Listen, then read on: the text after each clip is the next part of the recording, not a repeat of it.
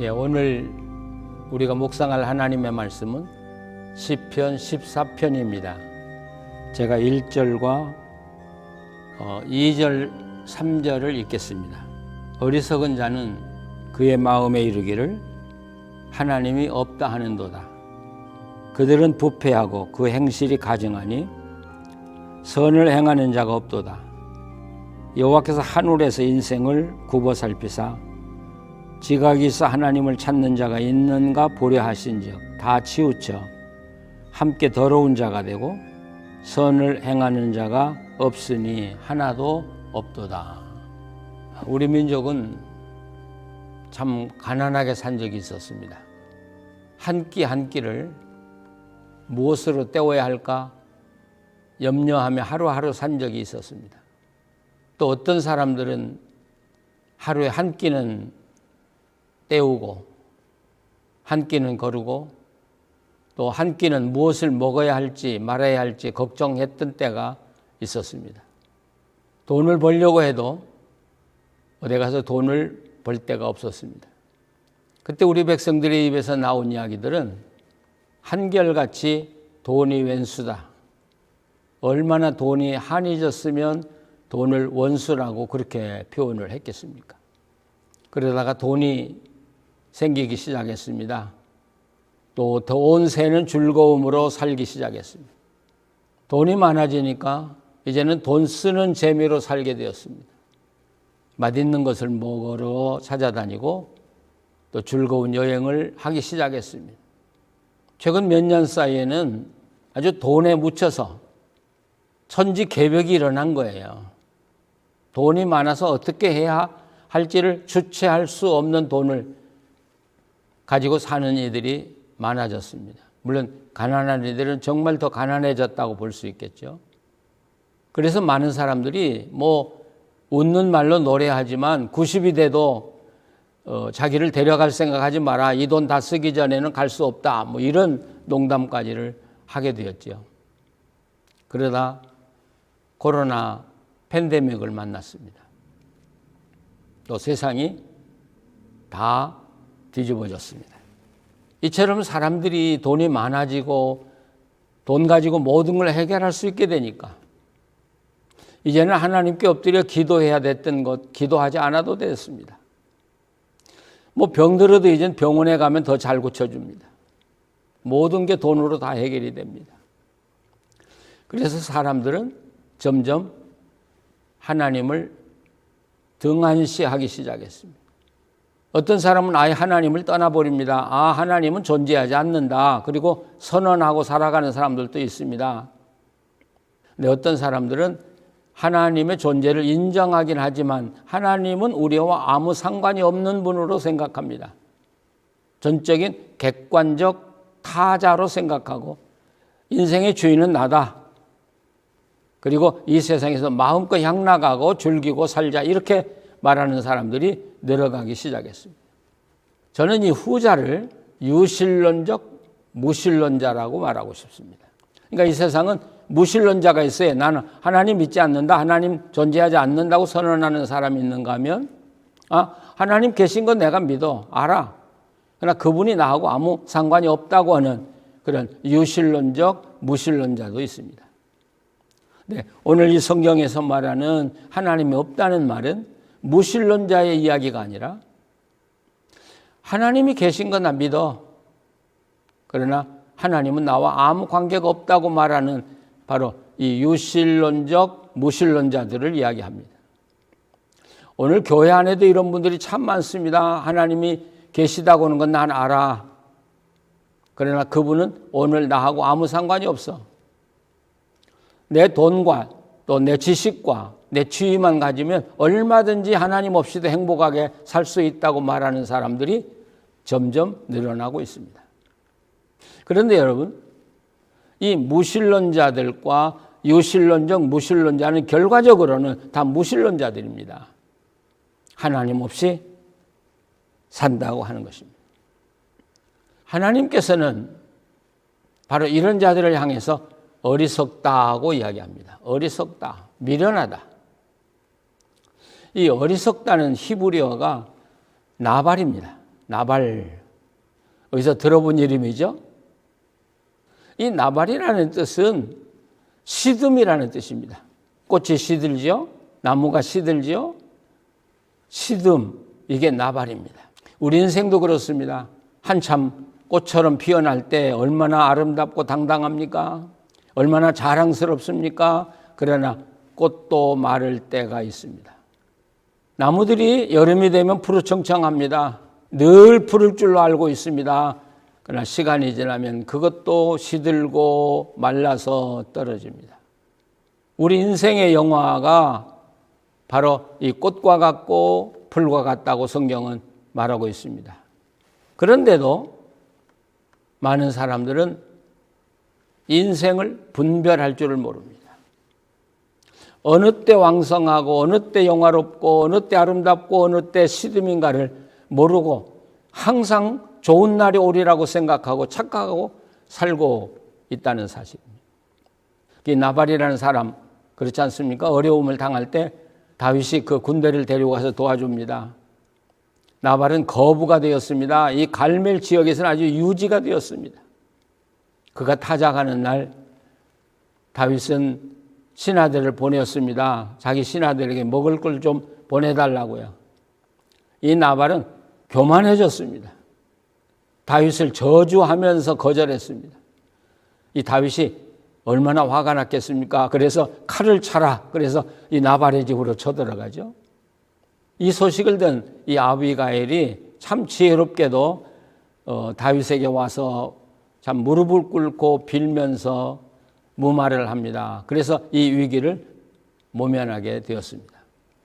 이 나발이 술이 잔뜩 취해서 자고 아침에 일어난 날 자기 아내가 어제 있었던 이야기를 합니다. 그런데 그 이야기를 듣자마자 이 나발은 이 심장마비가 와서 죽고 맙니다. 여러분, 이게 나발입니다. 하나님은 많은 사람들이 하나님 안에 살면서도 하나님이 없다. 그리고 하나님의 은혜로 살면서도 하나님의 은혜를 인정하지 않는 것을 어리석다, 무지하다 이렇게 말하고 있습니다. 여러분, 그렇게 영리한 사람들이, 그렇게 똑똑한 사람들이 왜 하나님이 없다고 말을 할까요? 왜 하나님을 부정하고 살아갈 수 있다고 생각하는 건가요? 그것은 사람들이 착각하는 게 하나 있는데, 우리 사람이 선택하는 데는 이 선택할 수 있는 것과 선택할 수 없는 것이 있습니다. 선택할 수 있는 것, 오늘 내가 무엇을 먹을까 선택할 수 있습니다. 어떤 옷을 입을까 선택할 수 있습니다. 누구를 만날까 선택할 수 있습니다. 그런데 선택할 수 없는 것이 분명히 있습니다. 자, 오늘 내가 길을 나서는데 땅을 딛고 걸어야 할 것인가, 땅을 딛지 않고 걸어야 할 것인가 고민하는 사람이 있습니까? 오늘 내가 공기를 호흡하며 살 것인가, 공기를 호흡하지 않고 살 것인가 고민하는 사람이 있습니까? 여러분, 호흡하지 않고 살겠다고 하면 죽는 길밖에 없습니다. 바로 이런 것들을 절대적 가치라고 말하죠. 궁극적 관심이라고도 말해요. ultimate concern이라고 이야기하죠. 이건 우리가 선택할 수 있는 게 아니에요. 그런데 하나님은 선택할 수 있는 분이 아닌데도 사람들이 선택할 수 있는 분이라고 생각하는 거예요. 그래서 거절할 수도 있고 내가 하나님을 받아들일 수 있다고도 생각하는 거예요. 전 이런 생각을 해봤어요. 어느 분이 산을 싫어해서 산을 없애야 되겠다고 하고 이 다이너마이트를 자기 어깨에 메고 산속에 들어갔다면 여러분, 산이 없어지겠습니까? 그 사람이 죽는 길밖에 없습니다. 그런데도 많은 사람들이 돈이 생기니까, 이 세상이 살만해지니까 하나님을, 이 궁극적 관심의 하나님을 관심으로 돌려버렸어요. 그래서 우리가 선택하지 않고도 살 수 있다고 생각하는 것입니다. 그런데 오늘 성경 뭐라고 그래요? 하나님은 우리 인생에 대해서 무관심하는 분이 아니시다. 그래서 관심을 가지고 하늘에서 굽어보신다고 이야기합니다. 그냥 보는 게 아니라 굽어보신다. 악인들의 하고 사는 모든 모습을 하나하나 관심 있게 보실 뿐 아니라 우리 하나님의 사람들의 살아가는 모습도 관심 있게 보고 지켜주시고 보호하신다는 말씀입니다. 이 하늘에서 굽어보신다고 하는 말을 들으면 우리는 창세기의 바벨탑을 생각하게 합니다. 이 바벨탑 이야기는 11절에 아주 짧은 내용인데 여러분 바벨론이라고는 천년의 역사를 11절로 요약해서 보여주는 말씀입니다. 이 바벨론이라는 나라는 세속적으로 말하면 위대한 나라였습니다. 1000년 동안 세계를 지배했던 나라입니다. 그들은 벽돌을 만들어서 집을 짓기 시작했습니다. 4000년 전에 우리에겐 집이라고는 개념도 없었을 때 그들은 벽돌로 4층이 되는 거대한 집까지를 짓고 살았습니다. 그들이 이처럼 번영을 누리고 풍요롭게 살다 보니까 하나님이 필요 없게 된 것이죠. 그래서 이제는 하나님 없는 세상이어야 자기들이 영원할 거라고 생각하고 하나님을 대적하기 시작하면서 성을 쌓기 시작합니다. 근데 성경에 뭐라고 그랬어요? 하나님이 다 보고 계시다가 더 이상 두면 안 되겠다고는 한계 상황에 왔을 때 하나님이 개입하시고 개입하시는 즉시 바벨탑은 무너지고 말았습니다. 바벨탑은 무너지는 것입니다. 오늘 우리들이 하나님 없이 지금 바벨이라는 탑을 잘 쌓고 있습니다. 거대한 현대의 탑을 쌓고 있습니다. 이게 영원하리라고 믿고 있습니다. 그러나 하나님이 개입하시면 한순간 무너진다는 사실을 여러분 기억하셔야 합니다. 오늘 우리 세상을 보면 이제는 악인들이 전 세계적으로 이제는 하나의 조직을 이루고 이 세계를 움직여 가려고 합니다. 어떻게 보면 우리의 미래가 참 암울합니다. 아니 그러나 우리가 요한계시록에 보면 이 땅에 사람들이 하나님을 대적하기 위해서 온 세상의 군사를 모집하죠. 그런데 전쟁은 일어나지 않아요. 하나님이 개입하시면 그들은 산산조각이 나고 맙니다. 오늘도 마찬가지입니다. 이 악한 인간들이 어떤 음모를 꾸리든지 간에 하나님이 개입하시면 한순간 산산조각이 날 것입니다. 그래서 오늘 7절에 바로 하나님이 개입하시는데 이것은 포로에서 돌이킬 때 모습과 같다. 그래서 오늘 우리 번역도 그렇습니다만은 이것이 마치 이스라엘 바벨론의 귀환을 상상하게 만들어줍니다. 근데 사실 이것은 바벨론의 귀환을 이야기하는 거 아닙니다. 우리 의인들이 포로 상태에 있을 때 하나님이 개입하셔서 갑자기 도와주신다는 말씀이죠. 그러나 포로의 이미지를 사용하고 있는 것은 틀림이 없습니다. 이스라엘 백성들이 바벨론 포로 70년 살았습니다. 그들이 그 바벨론의 굴레에서 벗어나 해방되리라고 하는 건 아무도 상상할 수 없었습니다. 상상도 할 수 없었습니다. 그러나 하나님은 고레스라고 하는 하나님을 모르는 왕을 통해서 이스라엘을 해방시키고 그래 포로에서 돌아가도록 했습니다. 이게 하나님의 역사입니다. 저는 오늘도 지금 대한민국의 통일을 이야기하고 있습니다만은 이 통일이 복잡하게 이루어지지 않는다고 저는 보고 있습니다. 어느 날 하나님이 개입하시면 갑자기 우리가 기대하지 않는 곳에서 기대하지 않는 때에 통일이 갑자기 이루어지리라고 저는 믿고 있습니다. 오늘 우리들의 모든 것도 마찬가지입니다. 지금 억울하고 힘들고 어렵게 살지만 하나님 개입하면 그것도 갑자기 해결될 수 있습니다. 악인의 괴계는 갑자기 무너질 수 있습니다. 그래서 여기 오늘 성경 말씀대로 하나님이 지각 있는 자를 살펴보고 계신다. 저는 이 마지막 때에 우리 그리스도의 사람들이 지각 있는 사람들로 살기를 원합니다. 이 지각이라는 말은 바른 생각을 가지고 바른 판단을 하자는 것입니다. 어리석게 사람들이 흘러가는 대로 따라가지 말자는 것입니다. 오늘 이 세상이 어떤 세상이고 어디로 가고 있는가를 알고 그리고 바른 판단을 하고 내가 걸어가야 할 길을 바로 걸어가자는 것입니다. 오늘 이 말씀대로 이제는 어리석게 살지 말아야 합니다. 지혜롭게 살아야 합니다. 지각 있는 자로 살아야 합니다. 지금 우리는 코로나 바이러스로 고통을 당하고 있습니다. 그리고 백신이 나와서 이 문제가 해결되기를 원하고 있습니다. 그러나 한편 많은 사람들은 뭔가 이 코로나 이후에 뭔가 오고 있다고 경고하고 있습니다. 예, 그렇습니다. 뭔가 오고 있습니다. 만약 하나님이 코로나 바이러스를 세상을 심판하기 위해서 사용하신다면 앞으로 더 무서운 일이 나타날 것입니다.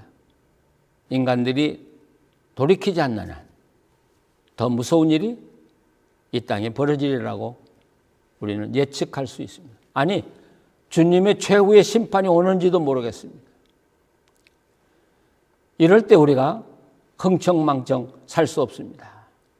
하나님이 없다고 선언하고 사는 사람들, 하나님 있지만 우리하고 아무 관계가 없다고 선언하고 사는 사람들, 여러분 마음껏 말할 수 있어요. 그러나 아니, 내 판단이, 내 생각이 절대적으로 잘못됐다고 후회하는 날이 오게 될 것입니다.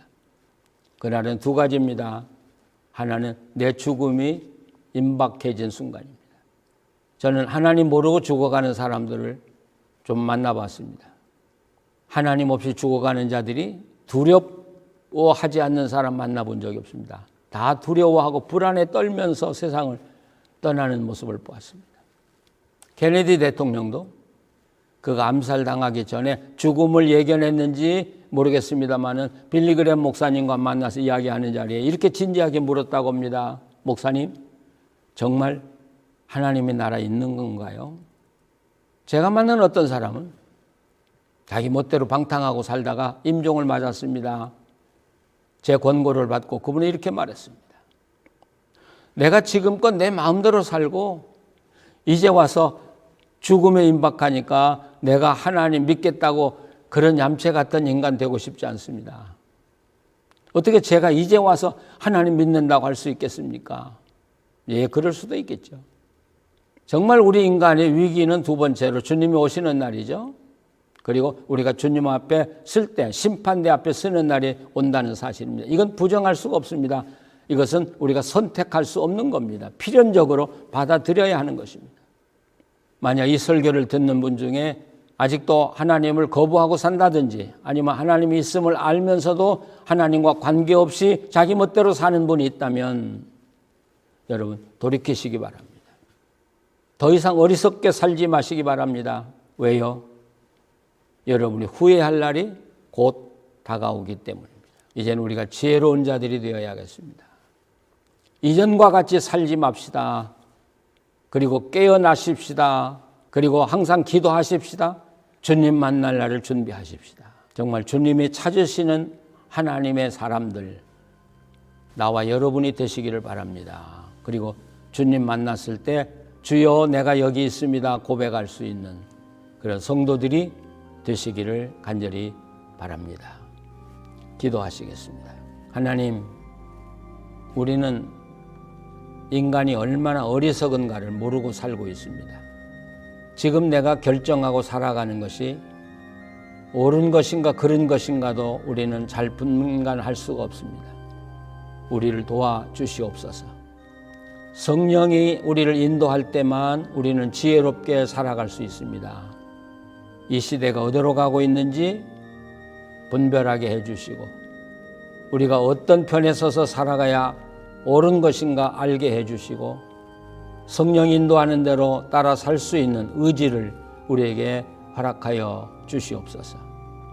이제는 주님 만날 준비를 해야겠습니다. 주님 앞에 섰을 때 떳떳하게 주님을 기쁨으로 맞아들일 수 있는 우리 자신이 되도록 성령이여 우리를 다스려 주시고 인도하여 주시옵소서. 하나님, 이 땅과 이 백성들을 불쌍히 여겨 주시옵소서. 버리지 말아 주시옵소서. 그리고 하나님의 성령을 보내주셔서 저들에게 회개의 심령을 주시고 다시 한번 영적 부흥이 이 땅에 일어나게 하여 주시옵소서. 예수님의 이름으로 기도합니다. 아멘.